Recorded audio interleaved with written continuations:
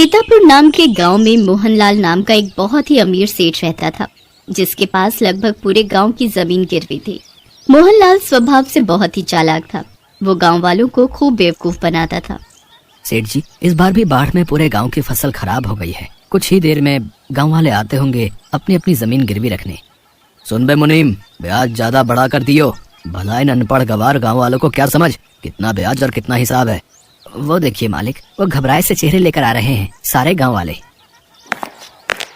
सेठ जी, हम गांव वाले बहुत मुसीबत में हैं, खाने के लाले पड़ गए हैं। अब आपका ही सहारा है सेठ जी। हमारी जमीनें गिरवी रखकर हमें रुपया दे दीजिए, बड़ी मेहरबानी होगी सेठ जी। सेठ जी, जैसे ही खेतों में बाढ़ का पानी सूख जाता है, हम लोग तुरंत खेती शुरू करके फसल उगने पर फसल बेचकर जो धन मिलेगा उसमें से आपको धनराशि देते रहेंगे और कुछ ही समय में आपको धन जमा कर देंगे और अपना खेत छुड़वा लेंगे। किसानों को अपने बीवी बच्चों का पेट पालने के लिए गांव के लाला के पास अपनी जमीन गिरवी रखवाकर धन उधार लेना पड़ा, ताकि 2 वक्त की रोटी नसीब हो सके। इस तरह सभी किसान इकट्ठे होकर लाला जी के पास गए और अपनी जमीन गिरवी रखवाकर लाला से धन उधार ले लिया। उधार तो मैं दे दूंगा, पर तुम सबको मैं 3 साल का समय देता हूँ। तब तक पूरे पैसे चुका देना, नहीं तो तुम्हारी जमीनें मेरी हो जाएंगी। मुनीम जी, हिसाब बनाकर इन सबको समझा दो और अंगूठा लगवाकर उधार के रुपए दे दो। सभी गांव वाले अंगूठा लगाकर उधार की धनराशि लेकर चले गए। उनमें से एक सुरेश नाम का किसान भी था, जिसकी प्रार्थना नाम की बेटी थी। प्रार्थना बहुत ही तेज दिमाग की थी और बहुत ही समझदार भी। प्रार्थना की मां नहीं थी। बचपन से ही सुरेश ने अपनी बेटी को पाल पोस कर बड़ा किया था। सुरेश ने भी अपने खेत गिरवी रख दिए थे। वो गिरवी खेत में फसल उगाता और पकने पर बेच देता। बेचने पर जो धन मिलता वो उसे 3 हिस्सों में बांट देता। एक हिस्सा सेठ का, दूसरा हिस्सा घर के खर्च का, तीसरा हिस्सा बेटी की शादी के लिए रख लेता। एक दिन सेठ जब अपने पैसे लेने आया। अरे कोई घर में है? हिसाब करने आया हूँ। सेठ जी, बापू बाजार गए हैं, थोड़ी देर तक आएंगे। अच्छा, जरा एक गिलास पानी तो देना, प्यास से गला सूख रहा है। जी अभी लाई। प्रार्थना पानी लेने घर के भीतर चली जाती है। सेठ प्रार्थना को देखकर चकित रह जाता है। ये सुरेश की लड़की तो बहुत ही सुंदर है, काश। नमस्ते सेठ जी, मैं शाम को आपकी हवेली पर आ ही रहा था, पर बाजार का कुछ काम आ गया, इसलिए आ नहीं सका।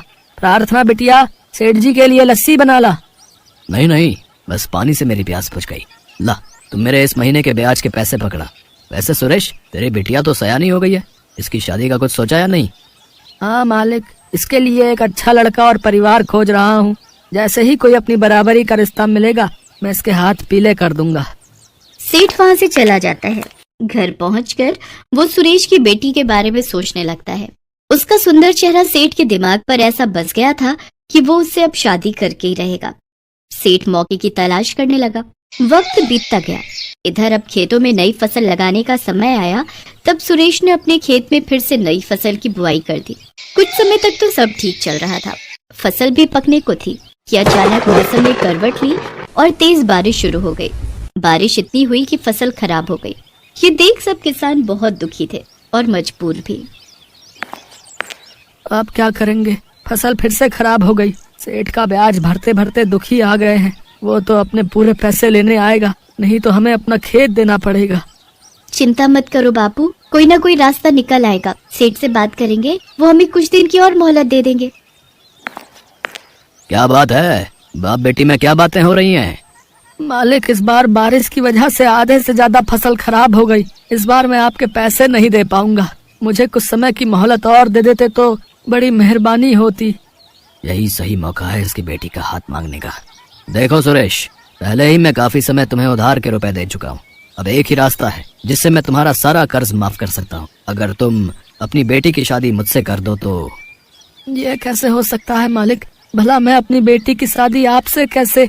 आपकी उम्र और मेरी बेटी की उम्र में जमीन आसमान का फर्क है। इतना सुनकर सेठ गुस्से में आ जाता है। ला, तू अभी के अभी मेरे पैसे वापस कर। सेठ जी, ये तो सरासर अन्याय है। आप मेरे बापू के सीधेपन का फायदा उठा रहे हैं। अच्छा, चलो फिर एक शर्त रखते हैं। कैसी शर्त? शर्त यह है कि मैं जमीन पर पड़े इन तमाम पत्थरों में से एक काला और एक सफेद पत्थर उस खाली मटके में डालूंगा। फिर तो बिना उस मटके के अंदर देखे उसमें हाथ डालकर कोई एक पत्थर बाहर निकालेगी। यदि पत्थर सफेद हुआ तो सुरेश, तुझे अपनी बेटी की शादी मुझसे करवानी होगी और तेरा सारा कर्ज भी माफ। और यदि काला पत्थर निकला तो तेरी बेटी को मुझसे शादी नहीं करनी होगी और तेरा सारा कर्ज भी माफ कर दूंगा। मुझे आपकी शर्त मंजूर है सेठ जी। पर बेटी ये तो। प्रार्थना जानती थी सेठ एक मक्कार प्रवृत्ति का इंसान है, कोई न कोई मक्कारी जरूर दिखाएगा। सेठ ने नजरें बचाते हुए काले और सफेद रंग की जगह सफेद रंग के ही 2 पत्थर मटके में डाले। सुरेश की बेटी सेठ की इस हरकत को अच्छे से देख रही थी और उसे पता चल जाता है कि सेठ धोखा दे रहा है। अगर सच बोल दूंगी तो सेठ को कर्जे के सारे रुपए देने होंगे, यदि नहीं बताया तो मुझे इसके साथ मजबूरन शादी करनी होगी। मुझे जल्दी ही उपाय सोचना होगा। प्रार्थना इस स्थिति में अपना धैर्य बनाए रखती है और ठंडे दिमाग से काम लेती है। तभी उसके दिमाग में एक युक्ति आती है। वो सेठ के कहने पर मटके से पत्थर निकालने चली जाती है। वो बिना देखे मटके से एक पत्थर निकालकर जैसे ही सेठ को देने जाती है, उसी समय झूठ-मूठ का जमीन पर गिर जाती है, जिस वजह से उसके हाथ का पत्थर जमीन में पड़े हुए तमाम पत्थरों से मिल जाता है। ये देखकर सेठ चिल्ला उठता है, मूर्ख लड़की, ये क्या किया? अब कैसे पता चलेगा कि तूने मटके में से कौन से रंग का पत्थर निकाला था?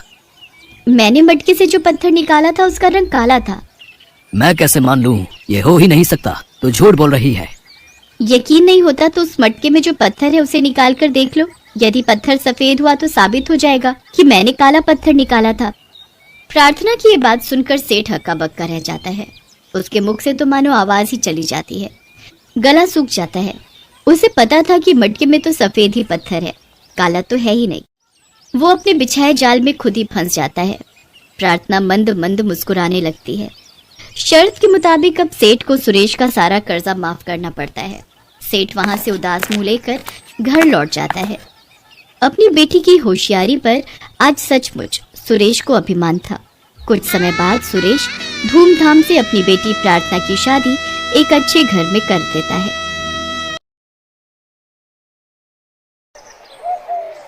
ये कहानी है धीरू की। धीरू एक गरीब किसान था। उसकी पत्नी का नाम था मीना और उसकी 7 साल की बेटी का नाम था चंदा। धीरू था तो बहुत मेहनती, लेकिन उसकी मेहनत के अनुरूप उसे फल नहीं मिलता था। वो और उसकी पत्नी सारा दिन खेत में लगे रहते। एक दिन की बात है।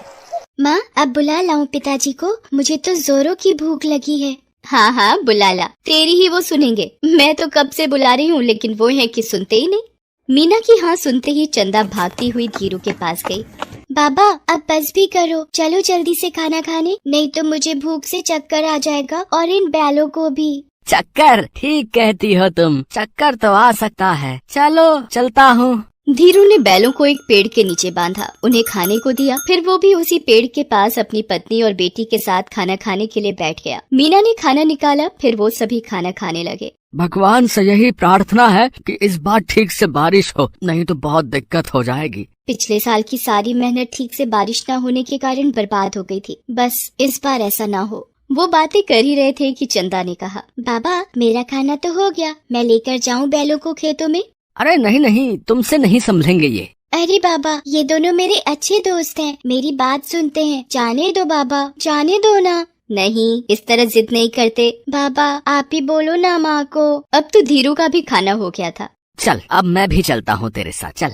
पिछले साल धीरू ने मीना के जेवर बेचकर बीज और खाद खरीदा था। बहुत उम्मीदों के साथ जब वो बीज बो रहा था तो उसे लगा कि इस बार बहुत अच्छी फसल होगी, लेकिन कम बारिश के कारण उसकी लगभग फसल बर्बाद हो गई। इस बार फिर से उसने खेतों की जुताई तो कर दी थी, लेकिन बीज और खाद खरीदने के पैसे उसके पास नहीं थे। और चारा भी क्या है हमारे पास, महाजन लाल सिंह के पास जाने के अलावा? पिछली बार तो मेरे गहने थे तो काम चल गया था, लेकिन इस बार कैसे होगा सब? मुझे उसके पास जाने का बिल्कुल भी मन नहीं करता। वो बहुत ही बदमाश है। एक बार जो उससे पैसे ले लिए तो उसका ब्याज कभी खत्म ही नहीं होता। पता नहीं उसका हिसाब कौन सा है।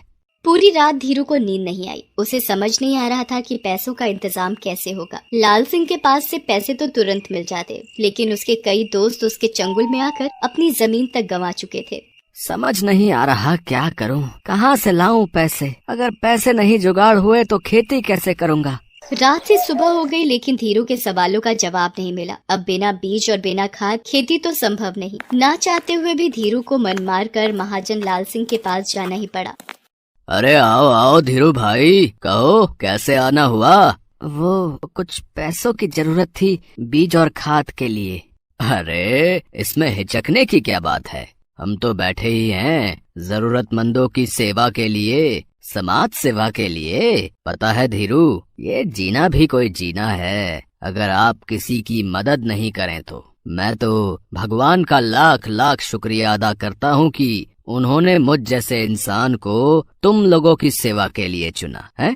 लाल सिंह की बात को सुनकर धीरू को गुस्सा तो बहुत आ रहा था, क्योंकि पूरे गांव को उसकी असलियत पता थी। फिर भी वो चुपचाप उसकी बात सुन रहा था, क्योंकि इस समय वही उसकी मदद कर सकता था। अरे क्या सोच रहे हो? कुछ नहीं। कितने पैसे चाहिए? 10,000। अरे 10 ले, 20 ले, 50 ले, लेकिन तुझे तो पता है ना ब्याज 20% से कम नहीं लगेगा। धीरू ने उससे पैसे लिए और वहाँ से निकल गया। रास्ते में वो ये सोचते जा रहा था, बेईमान कहीं का 20% ब्याज लेता है और कहता है समाज सेवा कर रहा हूँ। दुख की बात ये है कि ऐसे लोगों की ही भगवान मदद करता है और हम जैसे लोग दर दर की ठोकरें खाते हैं। इस बीच धीरू बीज खाद सब ले आता है। ईश्वर की कृपा से बारिश भी अच्छी होती है। कुछ महीनों बाद ही उसकी फसलें लहलहा उठती हैं। देख रही हो मीना, ये लहलहाती फसल एक किसान की जीत का यही तो प्रमाण है। भगवान ने हमारी सुन ली। मीना, इस बार चंदा के लिए नए कपड़े और वो जो गुड़िया हम देख कर आए थे ना शहर की मार्केट में। कौन सी? अरे वो लाल वाली। हाँ, याद आया। वो इसके लिए ले आएंगे। कितनी खुश हो जाएगी ना हमारी चंदा। धीरू बार बार ये बात दोहरा रहा था। तभी उसे मीना ने जगाया। अरे ये सुबह सुबह आप क्या बड़बड़ा रहे हैं? क्या ले आएंगे? धीरू ये सारी बातें सपने में देख रहा था। हालांकि उसने बीज वगैरह बो दिए थे। थोड़ी बारिश भी हुई थी, इसलिए ज्यादा परेशानी नहीं हुई। लेकिन फिर तो जैसे बादल रूठ ही गए। पूरे गांव के किसान एक बार फिर से परेशान हो गए। अगर ठीक से बारिश नहीं होगी तो फसल तो मर जाएंगे। यही ख्याल सबके जहन में आ रहा था। दिन बीतते जा रहे थे, लेकिन बारिश का नामो निशान नहीं था। आखिरकार वही हुआ जिसका डर था। इस साल भी बादल थोड़ा ही बरस कर रह गए। इस साल भी उतनी बारिश नहीं हुई जितने की जरूरत थी। बारिश के अभाव में किसानों की सारी मेहनत बर्बाद हो गई। लेकिन इन सब बातों की फिक्र लाल सिंह को कहाँ। वो गांव वालों से अपने पैसे के तगादे में निकल पड़ा। हरिया, अरे हरिया, कहाँ मर गया रे? हरिया ने दरवाजा खोला। उसे देखकर लाल सिंह गुस्से में आग बबूला हो गया। अबे मर गया था क्या? है भला इतनी देर लगती है दरवाजा खोलने में? चल मेरे पैसे निकाल। पैसे तो अभी नहीं है। आपको पता है ना इस बार भी बारिश नहीं हुई, खेतों में फसलें मर गई हैं। तू भी जाकर मर जा, लेकिन मेरे पैसे देकर। कहाँ से लाऊं मैं पैसे? बे पागल वागल हो गया है क्या? मैं कैसे बताऊं कहाँ से लाएगा पैसे? चोरी कर, डाका डाल, या नहीं तो अपना खेत कर मेरे नाम। चल।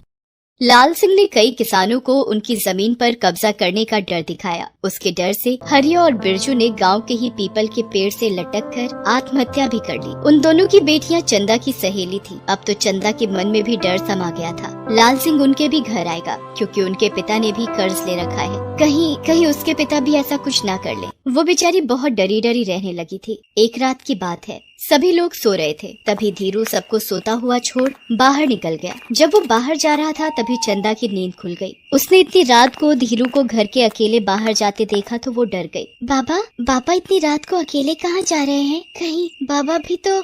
चंदा ने कुछ नहीं कहा, लेकिन वो धीरू के पीछे पीछे जाने लगी। उसने देखा कि धीरू गांव के बीच वाले मैदान के पास एक पेड़ के पास जाकर रुक गया है। चंदा का दिल अब जोर जोर से धड़कने लगा था। फिर उसने देखा कि धीरू ने कुदाल निकाली, उसे जमीन पर जोर जोर से मारने लगा। चंदा को समझ नहीं आ रहा था कि उसके पिता आखिर क्या कर रहे हैं। वो भागी भागी धीरू के पास गई। पापा आप ये क्या कर रहे हैं? एक नई शुरुआत बेटा, एक नई शुरुआत। मैंने ठाना है कि मैं गांव में नहर बनाऊंगा और उसे दूसरे गांव की नदी से जोड़ूंगा। इससे क्या होगा? कल को अगर बारिश ना भी हो तो कम से कम हमारी फसलें तो नहीं मरेंगी। कल को फिर कोई किसान उस लाल सिंह के डर से आत्महत्या तो नहीं करेगा। पर पिताजी, ये कितने दिन में पूरा होगा? चाहे जितने भी दिन में पूरा हो, चाहे इसे पूरा करने में मेरी मौत भी क्यों ना हो जाए, लेकिन अब तो मेरी जिद है कि इसे पूरा करके रहूंगा। धीरू अपने काम में लगा रहा। दो नन्हे हाथ भी पूरी रात उसका साथ निभा रहे थे। वो नन्हे हाथ चंदा के थे। उधर लाल सिंह के सपने में वो दोनों किसान जिन्होंने आत्महत्या की थी वो आने लगे। कभी कभी तो वो दोनों लाल सिंह को दिन में भी दिखाई देने लगे।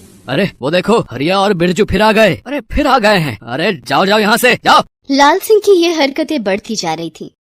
फिर पता नहीं एक दिन वो अचानक कहाँ गायब हो गया। इधर धीरू अपने काम में लगा रहा। पहले तो गांव वालों ने उसे पागल समझा, लेकिन धीरे धीरे गांव वाले भी उसके साथ हो गए और सभी ने मिलकर एक असंभव काम संभव कर दिखाया। आज उसके गांव में नहर बन गई है। अब किसानों की फसलें हर साल लहलहाती हैं। धीरू के जज्बे ने पूरे गाँव को ये सिखाया कि बुरी परिस्थिति में घुटने नहीं टेकना है, बल्कि लड़ना है, तभी नई राहें खुलती है।